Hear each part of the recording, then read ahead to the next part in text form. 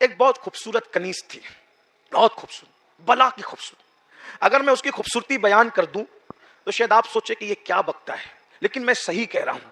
وہ اتنی خوبصورت تھی کہ اس کے رخسار یعنی اس کے گال دیکھ کر ایسا لگتا تھا جیسے چاند زمین پہ اتر آیا ہو. اس کے بال ایسا لگتا تھا جیسے بال نہیں بلکہ ریشم ہو. اس کے ہونٹ ایسا لگتا تھا جیسے گلاب کی پنکھڑیاں ہو. اس کی آنکھیں ایسا لگتا تھا جیسے نرگس کے پھول ہو. اور جب وہ چلتی تھی تو یوں لگتا تھا جیسے کوئی مور ساون بھادوں میں دل ربانہ انداز سے خرام ناز کر رہا ہو. اگر وہ تیز چلے تو یوں لگے جیسے کسی جنگل میں ہرن چوکڑی بھر رہا ہو. اور اگر وہ کبھی کھلکھلا کے ہنس دے تو ایسا لگتا تھا جیسے قریب سے آبشار گرنے کی آواز آ رہی ہو. اگر وہ اللہ اکبر اپنے بالوں پر بل دے کر گردن کو جھرجھری دے دیں تو یوں لگتا تھا کہ جیسے بارش کے موسم میں کوئی مور اپنے پنکھ کھول کر کے مستی میں ناچ رہا ہو. وہ رقص طاؤس کی یاد دلا دیتی تھی. اس کی گردن کی جھرجھری اتنی خوبصورت تھی. خیر سے وہ بابا فرید کی کنیز تھی. اللہ کے رسول علیہ السلام نے فرمایا نکاح جلدی کرو. ایک وقت تھا راجستھان میں نکاح لوگ بہت جلدی کرتے تھے اور اب بہت دیر کرنے لگے ہیں. یہ سیریلوں کی وجہ سے اور پتہ نہیں کیا کیا خرافات آگے اس کی وجہ سے. اللہ کے رسول علیہ السلام فرماتے ہیں 3 چیزوں میں دیر مت کرو. 3 چیزوں میں دیر مت کرو. نمبر 1، جب نماز کا وقت آ جائے تو نماز پڑھنے میں دیر مت کرو. نمبر 2، جب جنازہ تیار ہو تو تدفین میں دیر مت کرو. نمبر 3، جب بیٹا اور بیٹی بالغ ہو جائے تو ان کے نکاح کرنے میں دیر مت کرو. آج ہر طرف سے شور سنائی دے رہا ہے کہ لڑکیاں بھاگ رہی ہیں، لڑکیاں بھاگ رہی ہیں. حالانکہ سب بیٹیاں ایسی نہیں ہوتی، لیکن لوگ شور کرتے ہیں. بلکہ میں تو لوگوں کو یہ بھی کہتا ہوں آج کل لوگوں کی مائیں اتنی شریف نہیں ہے جتنی ہماری بیٹیوں کو اللہ نے شرافت عطا کی ہے. آج بھی ہماری بیٹیوں میں شرافت الحمدللہ موجود ہے. صرف تربیت کی ضرورت ہے، دین سکھانے کی ضرورت ہے، مذہب سکھانے کی ضرورت ہے. تو لیکن اگر ایسا کچھ ہو رہا ہے تو لوگ کرتے کیا ہیں 30 سال 25 سال بیٹیوں کا نکاح نہیں کرتے. کیا کہتے ہیں ابھی آنے دو، ابھی اچھا رشتہ آنے دو. ابھی اچھا رشتہ کیا کہا ہمارے معیار کے مطابق آنے دو. ہمارے معیار اور آپ کا معیار کیا ہے پتہ ہے؟ یہی آپ کا معیار ہے کہ کوئی آپ کو اسمارٹ داماد چاہیے، کوئی آپ کو سفید چمڑی والا داماد چاہیے، کوئی آپ کو بلڈنگ والا داماد چاہیے، کوئی آپ کو محل والا داماد چاہیے. آپ کو شریف انسان نہیں دیکھنا. معیار کیا ہے؟ دولت. معیار کیا ہے؟ اونچا مکان. معیار کیا ہے؟ سفید چمڑی. اللہ کے بندو اپنا معیار یہ نہیں ہے. بس اب بات ختم کرنے لگا ہوں. ایک روایت پڑھتا ہوں تھوڑی تشریح کے ساتھ، اگر ذوق سے سنو گے تو پوری بات کر کے بات مکمل کروں گا. اللہ اکبر. اللہ کے رسول علیہ السلام فرماتے ہیں لوگ نکاح کرتے وقت چند چیزیں دیکھتے ہیں.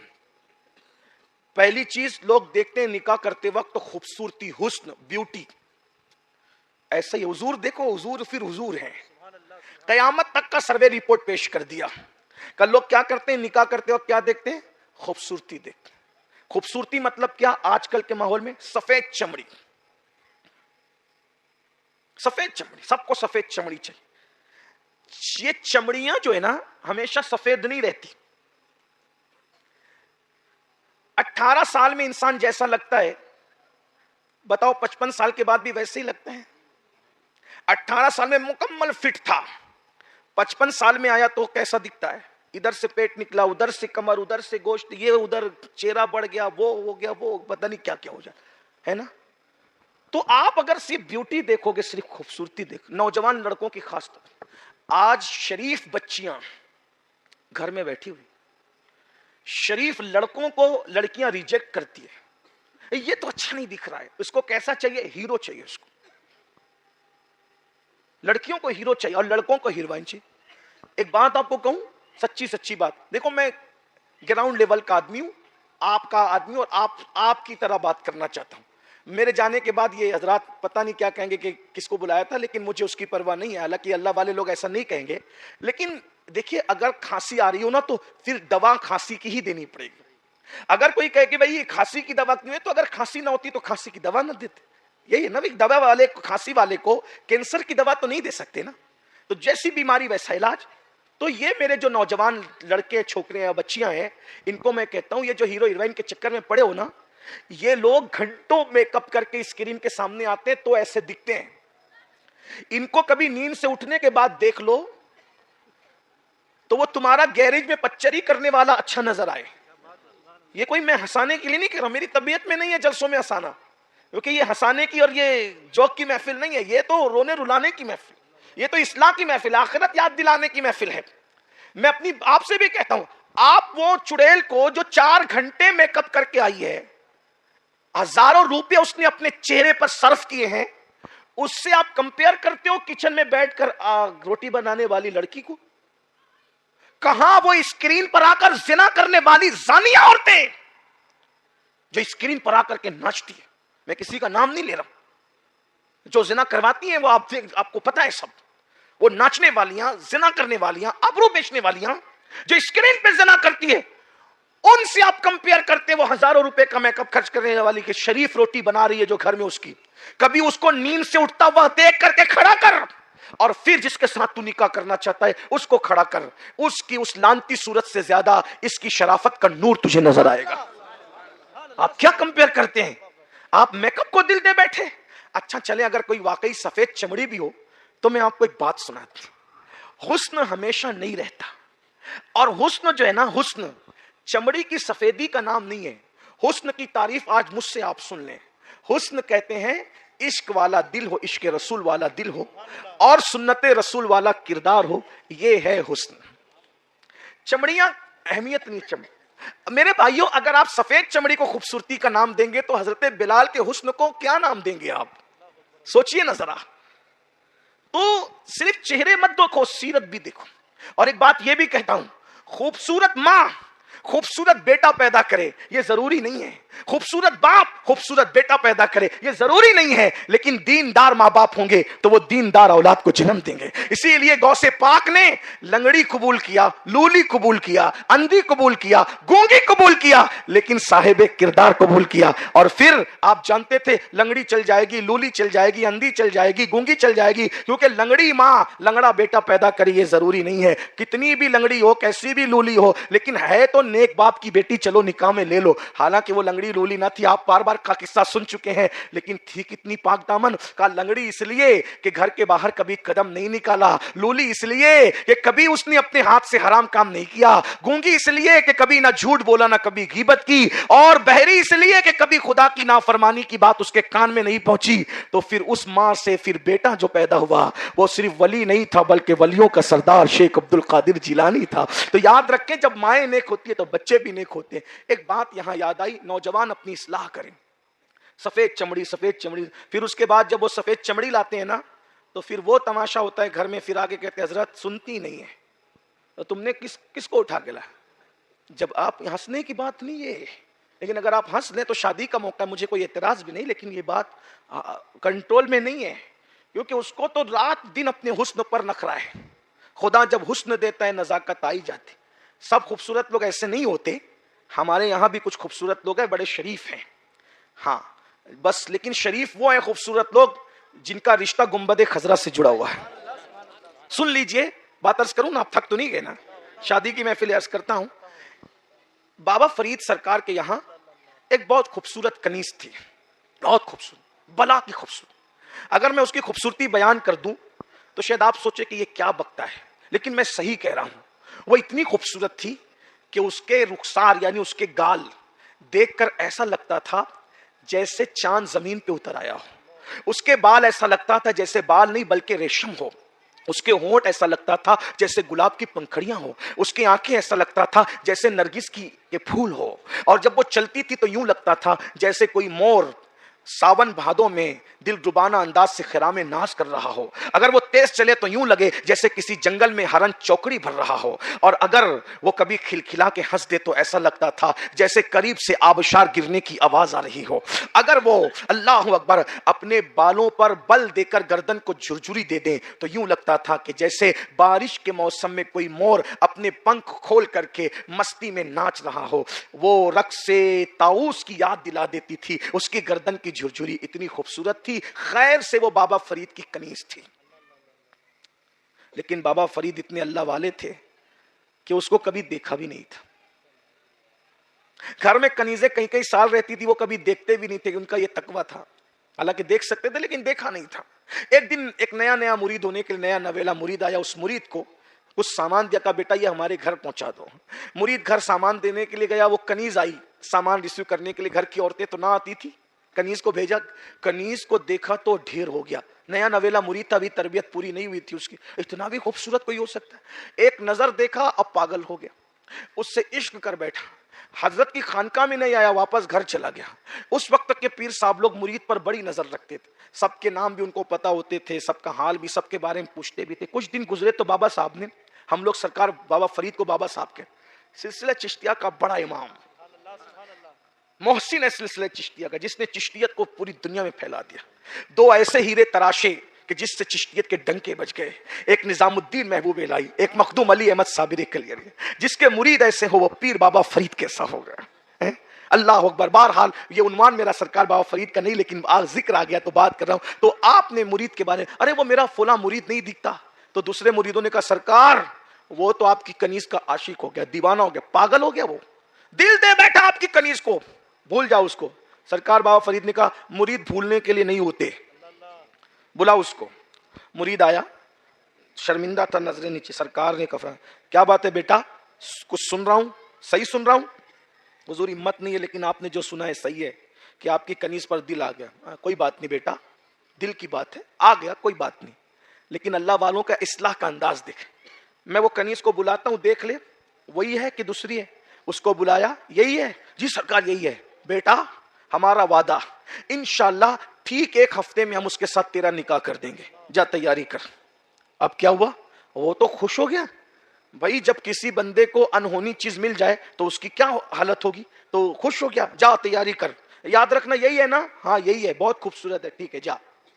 जैसे वो मुरीद गया, बाबा फरीद सरकार ने कहा इस औरत, इस लड़की को जुलाब खिलाओ, जुलाब इस तरह खिलाए जाए कि ये जिंदा रहे और इसको दिन में चंद मर्तबा बैतुल खला जाने की हाजत हो, यानी इसमें थोड़ी कमजोरी आए, यानी इस पे जुल्म भी ना हो लेकिन इसमें थोड़ी कमजोरी आ जाए। 1 हफ्ता और उसके लिए पाबंद कर दिया कि ये जहां बैतुल खला करे उसके नीचे एक हांडी रख दो, इसकी बैतुल खला की गंदगी जमा करना। ये अजीब बात थी। और वो जहां बैतुल खला करती वहां हांडी रखी हुई थी, वहीं पर वो बैतुल खला कर। जाहिर सी बात है कि जब कोई बंदा उसको जुलाब खिलाए जाएंगे तो लूज मोशन नहीं होंगे, और वो जमा होता रहा 1 हफ्ते के बाद अब वो बिल्कुल कमजोर सी, मरियल सी, अब जिसके चेहरा का उभार था, रुखसार उभरे हुए थे, अंदर को चले गए, आंखें धस गई, आंखें भरी भरी थी, सुनी सुनी हो गई, बाल ऐसे लगने लगे, झड़ने लगे। 1 हफ्ते के अंदर बाल, अल्लाह अकबर, यूं लगते थे ये किसके बाल है, कैसे। हफ्ते भर में ऐसी दुबली पतली हुई कि लगती थी कि कोई मरियल सी है। जब वो आया तैयारी करके, कहा बेटा निकाह से पहले एक बार फिर देख ले, वही है कि दूसरी है? यही है। हुजूर ये वो नहीं है, अल्लाह की कसम वो नहीं है, हमारे साथ मजाक हो रहा है। आपने, मैं अल्लाह की कसम ये वही है। फिर हुजूर आप झूठ नहीं बोल सकते, हुस्न कहां गया? बाबा फरीद से कहा हुस्न कहां गया? फरमाया तूने इससे प्यार नहीं किया था, इसकी खूबसूरती और ब्यूटी से प्यार किया था, वो मैंने निचोड़ लिया, वो मैंने खूबसूरती निचोड़ ली बेटा। तुझे इंसान से प्यार नहीं था, तुझे हुस्न से प्यार था, वो हुस्न मैंने निचोड़ लिया। कहा वो हुस्न कहां है? कहा लाओ हांडी। हांडी खोली गई, सब बदबू से परेशान, ये है उसका हुस्न। कहा ये क्या है? कहा हुस्न निचोड़ लिया है। तब उसको समझ में आया जिसको मैं खूबसूरती कह रहा था वो तो बदबू के सिवा कुछ नहीं। इसलिए जो लड़कियां सिर्फ चेहरे की खूबसूरती देखती है, जब शौहर का हुस्न ढलता है तो फिर बहुत सारे लोग कहीं और मुतवज्जे हो जाते हैं। लड़के जो सिर्फ चेहरे की सफेद चमड़ी और खूबसूरती देखते हैं, जब हुस्न ढलता है तो कहीं और मुतवज्जे हो जाते हैं। तो हुजूर अलैहिस्सलाम फरमाते हैं लोग सिर्फ खूबसूरती देखते हैं, फिर दूसरी बात फरमाया लोग सिर्फ नसब देखते हैं, फिर फरमाया लोग सिर्फ दौलत देखते हैं। फरमाया खूबसूरती सिर्फ देखकर निकाह मत करो, सिर्फ नसब देखकर निकाह मत करो, सिर्फ दौलत देखकर निकाह मत करो। अगर निकाह करना है तो फरमाया दीनदारी देख करके निकाह किया करो, इसलिए कि उम्र बढ़ती जाती है, दीनदारी बढ़ती जाती है। मेरे भाइयों, मेरी बहनों, आज हमारे घर में बच्चियां बैठी, हम निकाह करने के लिए कहां ढूंढ रहे हैं? मशरिक, मगरिब, शिमाल, जुनूब। मैं एक तरीका बताता हूं, बच्चियों को अगर रिश्ता करना है पहले खानदान में देखो। कहां देखो? खानदान, उसकी बरकत है। खानदान में अगर निकाह करोगे ना, भाई बहन, ये करीबी रिश्ते में, तो वो देखे भाले होंगे। एक अपना मियार होता है, गरीब एक कर लो। देखो हुजूर अलैहिस्सलाम ने जितने निकाह किए सब खानदान में। देखिए 2 बेटियां दी सैयदना उस्मान गनी। ये उस्मान गनी कौन है? سیدنا عثمان غنی رضی اللہ تعالیٰ حضور کی دادی کے رشتے سے، حضرت عثمان غنی جو ہے وہ حضور علیہ السلام کے رشتہ دار لگتے ہیں دادی کے رشتے سے، 2 بیٹیاں وہاں دی. اس کے بعد ایک بیٹی مولا کائنات کو دی، جو سگے چچا کے بیٹے کا، سگے چچا کا بیٹا، سگے چچا کا چچا زاد بھائی، ان کو دیا. جس وقت مولا علی سے رشتہ ہوا اس وقت مولا علی کے پاس خود کا اپنا مکان بھی نہیں تھا. مولا علی نے زرہ بیچی، زرہ، اور زرہ بیچ کر کے مہر ادا کیا. پھر اس کے بعد امام حسن نے اپنے بیٹے امام حسن مصنع کا نکاح امام حسین کی بیٹی سیدہ سغرا کے ساتھ کیا. پھر اس کے بعد امام حسین کے بیٹے امام زین العابدین، ان کا نکاح امام حسن کی بیٹی کے ساتھ ہوا. دیکھ رہے ہیں آپ یوں. پھر اس کے بعد دیکھیں سیدنا صدیق اکبر کے بیٹے محمد بن ابو بکر، ان کے بھائی عبد الرحمن بن ابو بکر، محمد بن ابو بکر کا بیٹا، محمد بن ابو بکر کا بیٹا قاسم، ان کا نکاح ہوا ان کے چچا کے بیٹی کے ساتھ اسما بنت عبد الرحمن بن ابو بکر، ان کے ساتھ. دیکھتے چلے جائیں یہ اس طریقے سے رشتے میں خاندان کے اندر رشتہ داریاں ہوتی رہی. اور آج ہم کیا سوچتے ہیں؟ مالدار چاہیے، اس لیے خاندان چھوڑ کے کہیں اور جا رہے ہیں. پھر کیا ہوتا ہے؟ خاندان کی بیٹیاں کوئی کر نہیں رہا ہے. تو میری گزارش ہے پہلے اپنے قریب میں دیکھو، اپنے بھائیوں کی بیٹیوں کو دیکھو، بہنوں کی بیٹیوں کو دیکھو، رشتہ داروں کو نبھاؤ. اور ایک بات کہوں، دوسرے کے ساتھ نیکی کرو گے تو 1 ثواب ملے گا، اور اگر اپنے رشتہ داروں کے ساتھ نیکی کرو گے تو 2 ثواب ملے گا. ایک تو نیکی کا ثواب، دوسرا صلہ رحمی کا ثواب. اس لیے میری گزارش ہے آج بیٹیوں کی یہ درگت نہ ہوتی اگر آج مسلمان سنت پر عمل کرتا. پھر کچھ لوگ یہ کہتے ہیں ارے قریبی رشتہ دار میں نکاح کر لو تو بچے ایسے ہوتے ہیں ویسے ہوتے ہیں. میں کہتا ہوں آپ بتائیں کہ امام حسن کی شہزادی امام زین العابدین کے نکاح میں آئی، کوئی بچوں میں عیب تھا؟ امام حسین کی شہزادی امام حسن کے بیٹے کے نکاح میں آئی، کوئی بچوں میں عیب تھا؟ ارے عیب کیا بیان کرتے، سنو کیسے کیسے بچے پیدا ہوئے. امام حسن مصنع کا نکاح سیدہ بی بی سغرا کے ساتھ ہوا، ان سے جو بیٹا پیدا ہوا اسے دنیا عبداللہ المحض کہتی ہے. عبداللہ المحض سے اللہ اکبر جو بیٹا پیدا ہوا اسے دنیا موسیٰ الجون کہتی ہے. موسیٰ الجون سے جو بیٹا پیدا ہوا اسے دنیا عبداللہ کہتی ہے. عبداللہ سے جو بیٹا پیدا ہوا اسے دنیا داؤد کہتی ہے. داؤد سے جو بیٹا پیدا ہوا اسے دنیا سید محمد کہتی ہے. سید محمد سے جو بیٹا پیدا ہوا اسے موسیٰ ثانی کہتی ہے. موسیٰ سے جو بیٹا پیدا ہوا اسے اللہ اکبر سید عبداللہ الجیلی کہتی ہے. عبداللہ الجیلی سے جو پیدا ہوا اس کو حضرت زائد کہتی ہے. زائد سے جو بیٹا پیدا ہوا اسے دنیا ابو صالح موسیٰ جنگی دوست کہتی ہے. اس سے جو بیٹا پیدا ہوا اسے دنیا شیخ عبد القادر جیلانی کہتی ہے. نعرہ تکبیر، نعرہ رسالت. اور جب اس نسل کو دیکھتے ہیں تو بریلی کا امام کہتا ہے تیری نسل پاک میں ہے بچہ نور کا، تو ہے عین نور، تیرا سب گھرانہ نور کا. سبحان اللہ، سبحان اللہ. آج ہمیں کیا ہو گیا؟ کچھ نہیں ہوتا، یہ اللہ کی مرضی. اگر اللہ چاہے تو مغرب سے بھی لے آؤ گے، مشرق اور مغرب سے. اگر عیبدار اولاد دینا ہوگا تو تب بھی دے گا، اور سگے بھائی کی بیٹی اپنے بیٹے کے لیے لاؤ گے، اور اللہ خوبصورت دینا چاہے تو دے گا. اس لیے اپنے شادی سیکھو، نکاح سیکھو. اب نکاح، آخری بات کرنے لگا. نکاح میں لوگ کیا کرتے ہیں؟ بینڈ بجا رہے ہیں، گانے بجا رہے ہیں. اور ایک بات مجھے پتا چلی، آپ کے یہاں کیا ماحول ہے نہیں پتا، لیکن دوسرے علاقوں میں چونکہ آپ کی دعاؤں سے آپ جانتے ہیں، میں پورے ہندوستان میں جاتا ہوں. اب رت جگہ میں تاش کے پتے اور جوا کھیلتے ہیں لڑکے منڈپ میں بیٹھ کے، شراب پیتے ہیں. شراب ہمارے بچپن میں بارات میں اگر سگریٹ بھی بانٹتے تھے نا نوجوان لڑکے، تو بڑوں سے چھپ کے بانٹتے تھے. وہ بھی بڑے ڈانٹتے تھے اگر دیکھ لیتے تھے سگریٹ بٹ رہی ہے شادی میں، اتنے بدماش ہو گئے تم لوگ. اور آج کیا ہو رہا ہے؟ حکے چل رہے ہیں، حکے میں بھی نشے کی چیز رکھی جا رہی ہے، شراب پی رہے ہیں. اور جہاں شراب پی جا رہی ہے وہاں لعنت برس رہی ہے. بولو جس کے منڈپ میں لعنت برسے گی اس کی شادی میں لعنت نہیں برسے گی؟ جہاں تاش کھیلا جائے گا، تاش، جوا، جس کے بارے میں فرمایا گیا جس نے جوا کھیلا اس کے ہاتھ قیامت کے دن سور کے خون میں رنگے ہوئے ہوں گے. یہ تو شادی کرنے والوں کو سوچنا چاہیے کہ میرے گھر کے آنگن میں شادی میں جوا کھیلا جائے گا، لعنت والا کام. شراب پیا جائے گا، لعنت والا کام. پٹاخے پھوڑے جائیں گے، لعنت والا کام. بینڈ باجے بجائے جائیں گے، ڈی جے بجایا جائے گا، لعنت والا کام. جب لعنت برسے گی نکاح کے وقت تو رحمت کیسے آئے گی زندگی میں؟ نعت شریف پڑھو، محفل میلاد کرو، حضور کی محفل سجاؤ تاکہ رحمتوں کا نزول ہو، برکتوں کا نزول ہو. اللہ کے بندو زندگی گزارنا سیکھو. اور جو آخری بات عرض کرنے چلا تھا، نکاح بس اینڈ ہو رہا ہے. نکاح، آخری بات، نکاح صرف جنسی تسکین کا نام نہیں ہے. یہ کسی اور قوم میں ہوگا جنس کی تسکین کا نام، یوز کرو چھوڑ دو.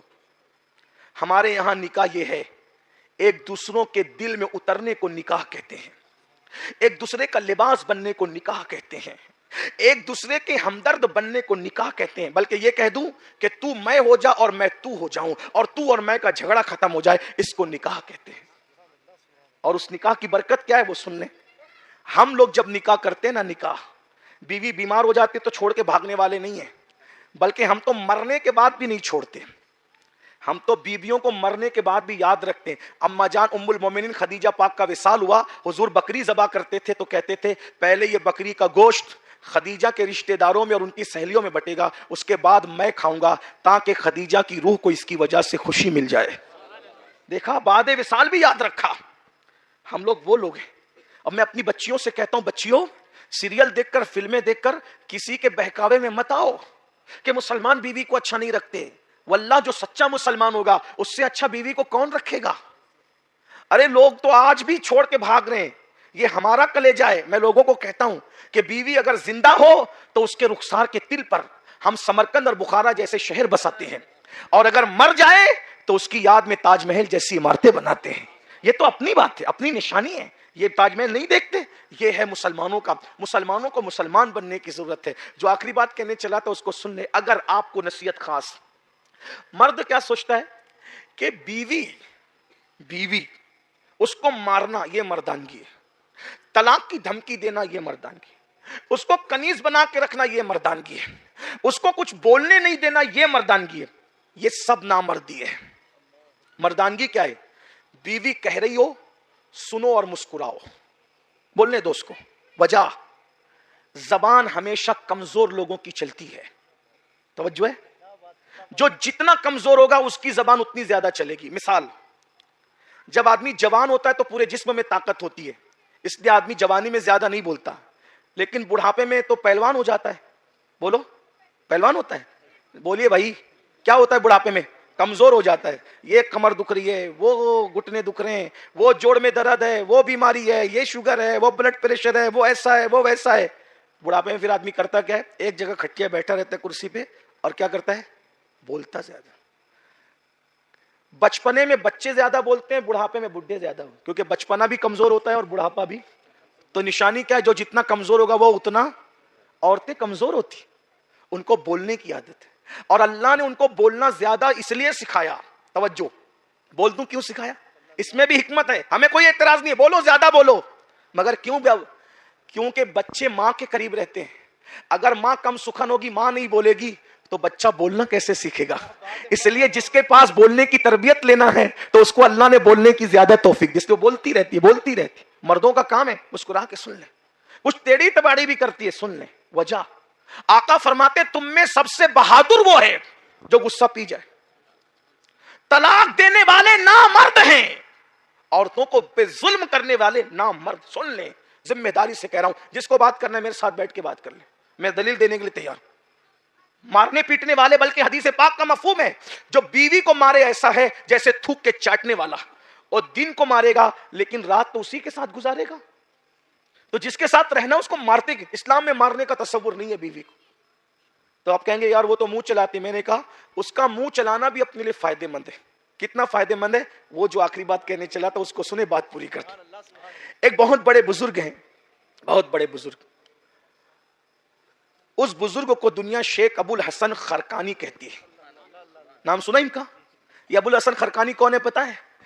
جب محمود غزنوی ایک جنگ کو بار بار ہار گیا تو ابو الحسن خرقانی کے پاس گیا, کہا سرکار میں جنگ ہار رہا ہوں, جیت نہیں پا رہا ہوں, کچھ عطا کریں. تو اپنا جبہ دیا, کہا جنگ میں میرا جبہ رکھ کے دعا کرنا, میرے جبے سے کی برکت سے اللہ تجھے فتح دے گا. اور محمود نے خرقانی کا جبہ رکھ کے دعا کی, اللہ فتح دے. اللہ نے فتح دی. جس کا جبہ اتنا قیمتی ہو, جس کے وسیلے سے دعا قبول ہو, کتنا عظیم آدمی ہوگا ابو الحسن خرقانی. اتفاق سے ایک بہت بڑا فلسفی, یعنی دنیاوی ایجوکیشن کا ماہر, فلسفے میں بہت ماہر, وہ حضرت کا معتقد ہو گیا, بلکہ مرید ہو گیا, فلسفی مرید ہو گیا. توجہ کرنا, توجہ ہے نا آپ کی؟ یہ بات اینڈ ہو رہی ہے. گھر میں اچھے سے رہو. اسٹیج پر تو سبھی اچھے سے رہتے, جلسے میں سبھی اچھے سے بیٹھتے ہیں. گھر میں اچھا رہنا سیکھو. اور آقا فرماتے تم میں سب سے اچھا وہ ہے جو اپنی بیوی کے ساتھ اچھا سلوک کرے. سالن میں نمک زیادہ ہونے پہ آنکھ دکھاتے ہو, चाय आने में देर हो गई तो आंख दिखाते हो, माँ बहन की गालियां देते हो। गाली देना फिस्क है। गरीब नवाज सरकार फरमाते हैं जो किसी मोमिन को गाली दे मरते वक्त उसकी जबान पे कलेमा नहीं आएगा। तो जब आम मोमिन को गाली देने से जबान पे कलेमा नहीं आता, तो बीवी को माँ बहन की गाली दोगे तो तुम्हारी जबान पे मरते वक्त कलेमा कैसे आएगा? बीवियों का हिसाब लेने वाला कोई नहीं है तुमसे। बीवियां तो कमजोर है, जितना दबाना चाहो दबा लो, मगर सुन लो हदीस पाक का मफहूम है, जिसने औरतों पे जुल्म किया होगा अगर वो पहाड़ों जैसी नेकियां लेकर आएगा, अल्लाह उसकी नेकियों को कयामत के दिन रेजा रेजा कर देगा। उसकी नेकियों को जर्रा जर्रा कर दिया जाएगा, क्योंकि उसने अपनी बीवी पे जुल्म किया होगा। जुल्म मत करो। जिसने माँ बाप छोड़े, बचपन की सहेलियां छोड़, सब छोड़कर तुम्हारे पास आई, तुम उस पर जुल्म करते हो। हाँ, लेकिन यह भी कहता हूं सर पे भी मत चढ़ाना। ऐसा ना हो कि बीवी को इतना सर पे चढ़ा लो, कहते माँ बाप को छोड़ दे, तो कहा जी जी लब्बैक छोड़ दिया। ये भी नहीं हो। देखो इस्लाम में एतदाल, ना बीवी सर पे चढ़ाने की चीज है, ना पैर में पहनने की चीज है। वो बाईं पसली से दिल के करीब से पैदा हुई है, वो दिल में रखने की चीज है। ना सर पे उठाओ ना पैर में बिठाओ, उसको दिल में रखो। जिसकी जो जगह है उसको वहां रखो। बहुत प्यार करो, लेकिन लगाम भी कस के रखो। हाँ, ये भी जुल्म भी मत करो, लेकिन कंट्रोल रहना, इतना कंट्रोल रहना चाहिए कि अगर आंख बड़ी करके देख लें तो फिर अटेंशन हो जाना चाहिए। क्योंकि मैं ऐसी खवातीन को जानता हूं कि जिनको आंख बड़ी करके अगर देखने वाला देख लेता है तो फिर कई महीने तक के सारा मामला दुरुस्त हो जाता है। तो आपका कंट्रोल ऐसा होना चाहिए, ना गुलामी करो और ना जुल्म करो। बार बात आ गई तो तवील भी हो रही है, इसका ख्याल भी है, लेकिन बात खत्म भी होती है। शादी की महफिल है, आप बहुत अच्छा सुने। कभी कभी बहुत बड़ी महफिल में भी लोग बहुत अच्छा नहीं सुनते, और कभी कभी बहुत बड़ी महफिल नहीं होती लेकिन लोग अच्छा सुनते, तो बोलने में भी अच्छा लगता है। और आपने ऐसी महफिल सजाई है, बहुत अच्छा लग रहा है आपसे बोलने में। लेकिन अब बहुत देर तक नहीं, क्योंकि हमें भी फ्लाइट पकड़नी है, फ्लाइट ना छूटे, उसका भी हमें ख्याल है। तो अबुल हसन खरकानी का एक मुरीद हो गया, दुनियावी एजुकेशन रखने वाला आदमी, फलसफी। अब दुनियादार लोग बहुत कम अल्लाह वालों से मुतासिर होते हैं। मुरीद जल बेचारे ये गरीब लोग होते हैं, वो होते हैं, कम पढ़े लिखे लोग होते हैं, वो, और पढ़े लिखे लोग बहुत कम मुरीद होते हैं। वो तो खुद ही पीर बने होते हैं, हम किसी से मुरीद नहीं हो। कोई बात नहीं, सबकी अपनी अपनी बात है। हाँ, तो लेकिन कुछ पढ़े लिखे होते हैं, शरीफ होते हैं, और सभी पढ़े लिखे शरीफ होते हैं, मिजाज अलग अलग होते हैं। चले बात करते हैं। उसको याद आई अबुल हसन खरकानी सरकार की। वो सोचा कि हजरत से चलो आज घर पे ही मिल लेते हैं। जैसे दरवाजे पे दस्तक दी, अंदर से आवाज आई खातून की, कौन? और कहा कि मैं फुला फुला हूं, क्या काम है? तो कहा कि हजरत शेख अबुल हसन खरकानी से मुलाकात करना है। कहा हजरत शेख अबुल हसन खरकानी? वो मक्कार कब से इतना नेक हो गया? वो कब से हजरत हो गया? वो कब से शेख हो गया? ये सुना तो ये पैर इनके कांप गए। कहा मोहतरमा आप कौन? कहा उसकी बीवी हूं। अब ये तो बेचारा सोचा यार, जिसकी बीवी जिसको मक्कार कहे, तो ये तो फिर मामला गड़बड़ है। अब इसकी अकीदतों का शीश महल अभी चकना चूर ही होने को था कि कुदरत ने रहनुमाई की। पीछे दूसरा अच्छा वाला पीर भाई खड़ा था। उसने कहा जनाब इधर आओ, इधर आओ, इधर आओ। क्या बात हुई? यार वो हजरत की भी हजरत को मक्कार कहती है। चुप, खामोश रहे। हजरत यानी मिलेंगे, हजरत अभी आ रहे हैं। हजरत को देखा तो हजरत किस तरह आ रहे थे? लकड़ी लाने गए थे जंगल। लकड़ी, ये अल्लाह वाले लोग, ये अपने घर की लकड़ियां भी खुद ही लाते थे।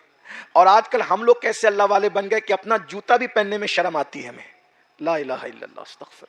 हम कब बनेंगे अल्लाह वाले हैं? हाँ, जूता पहनाना ये आपकी सआदत है, अपने बुजुर्गों को बिल्कुल पहनाया करो। लेकिन हमें चाहिए कि हम अपना काम कोशिश करें कि अपने हाथ से, हमारी ख्वाहिश ये होनी चाहिए। बल्कि लोगों का तो मोहब्बत इतनी है कि लोग मुझे भी पकड़ के चलाते हैं। मैं कहता हूं भाइयों, जो 60 के ऊपर लोग आए ना, उनको पकड़ के चलाया करो। अभी मैं उम्र के उस हिस्से में कि मैं भी किसी को पकड़ के चला सकता हूं, लेकिन लोग मानते नहीं, मुझे भी पकड़ के लाते हैं स्टेज पे। बहरहाल ये मोहब्बत है आपकी। और बात याद रखना, खिदमत किया करो, क्योंकि अल्लाह वालों की खिदमत से वो कुछ मिल जाता है जो बरसों की मेहनत से नहीं मिलता। एक मर्तबा एक सहाबी ने रसूलुल्लाह की नालैन हुजूर को पहना दी। सरकार ने कहा तूने मेरी नालैन मुझे पहना दी है, अल्लाह पुल सलात पर तेरे कदम को सलामत रखे। और आई तो नालैन अपने मुर्शिदों की संभाला करो, पिनाया करो। लेकिन मैं अपनी बात कर रहा हूं, हमें अपना काम अपने हाथ से करने की आदत डालनी चाहिए, डिपेंड नहीं रहना चाहिए। अब्दुल्ला इब्ने मसूद से किसी ने पूछा आप इतने बड़े आलिम कैसे बन गए? तो कहा इतने बड़ा आलिम बनने का राज एक ही था, हुजूर जहां नालैन उतार देते थे मैं झट से उठा लेता था, और आस्तीन बड़ी सिलाता था उन दिनों में, आस्तीन में छुपाकर सीने से लगाकर, जब तक हुजूर काम में लगे रहते बैठा रहता। हुजूर की नालैन सीने से लगाते लगाते अल्लाह ने मुझे इतना बड़ा आलिम